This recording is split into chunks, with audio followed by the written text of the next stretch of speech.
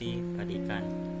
Nah, yang pertama Dedi akan membahas tentang seksualitas, yaitu secara umum ikan dapat dibedakan menjadi dua jenis, yaitu ikan jantan dan ikan betina, di mana sepanjang hidupnya memiliki dua jenis kelamin yang sama.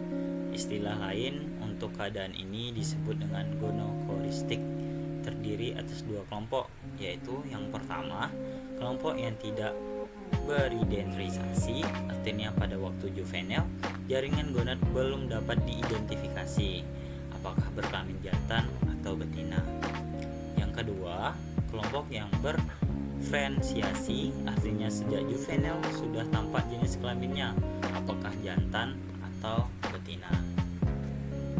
Nah, bila pada awalnya berkelamin jantan, namun semakin tua akan berubah jenis kelaminnya menjadi betina, maka disebut sebagai hematrodit protandri. Contohnya ikan kakap.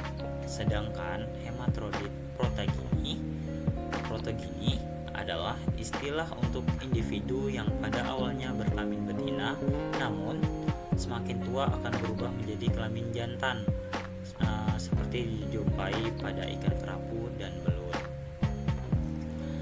Perbedaan seksualitas pada ikan dapat dilihat dari ciri-ciri seksualnya. Ciri seksual ikan terbagi atas ciri seksual primer dan seksual sekunder.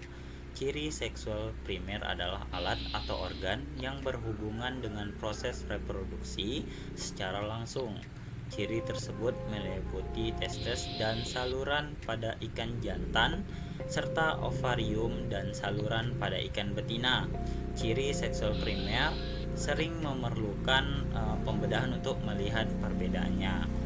Hal ini membuat ciri seksual sekunder lebih berguna dalam membedakan jantan dan betina. Nah, yang kedua, bahas tentang pemijahan.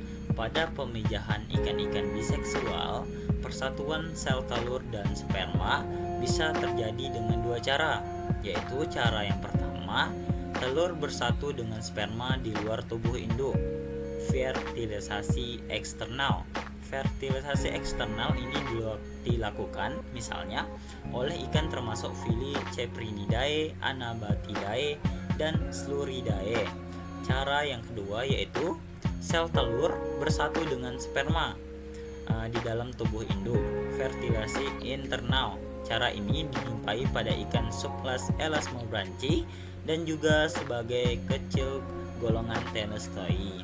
Untuk fertilisasi internal, beberapa alat digunakan oleh ikan pada waktu melakukan kopulasi seperti gonopodium, Myxopetergium, dan Tentaculum.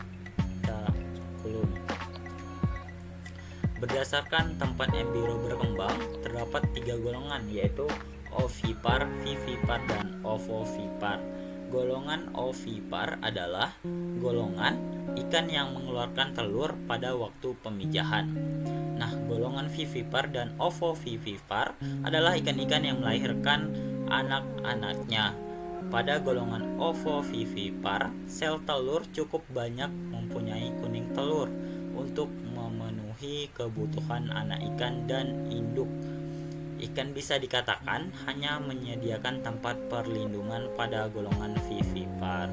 Kandungan kuning telur sangat sedikit dan perkembangan embrio ditentukan oleh hubungan dengan placenta pada tahap awal untuk mencukupi kebutuhan makanannya. Anak ikan yang dilahirkan oleh golongan ikan vivipar sudah hampir menyerupai induk dewasa. Nah, berdasarkan habitat tempat ikan memijah, ikan dapat dimasukkan ke dalam beberapa golongan. Yang pertama, golongan ikan pitopil memijah pada tanaman. Yang kedua, golongan ikan liptopil memijah pada dasar perairan yang berbatu. Yang ketiga, golongan pesamopil memijah di pasir, sedangkan golongan ngebgopil memijah pada kolom air di perairan terbuka. Selanjutnya, golongan ikan ostracopil memijah pada cangkang yang telah mati. Memijah pemijahan alami. Berdasarkan daerah pemijahannya dikenal adanya ikan. Yang pertama anadromos, yaitu ikan yang hidup di perairan laut dan melakukan pemijahan di daerah hulu sungai. Yang kedua, katadromos adalah ikan yang hidup di sungai dan melakukan pemijahan di laut. Yang ketiga, protodromos, yaitu ikan yang hidup di perairan tawar dan melakukan pemijahan di perairan tawar juga. Yang keempat, oceanodromos, yaitu ikan yang hidup di perairan laut dan memijah di perairan yang sama. Tingkah laku ikan setelah memijah.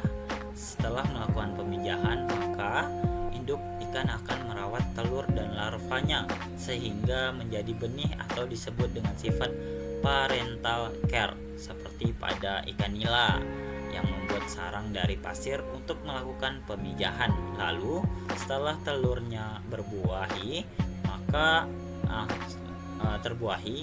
akan dimasukkan ke dalam mulut ikan betina dan dierami hingga menetas dan menjadi benih.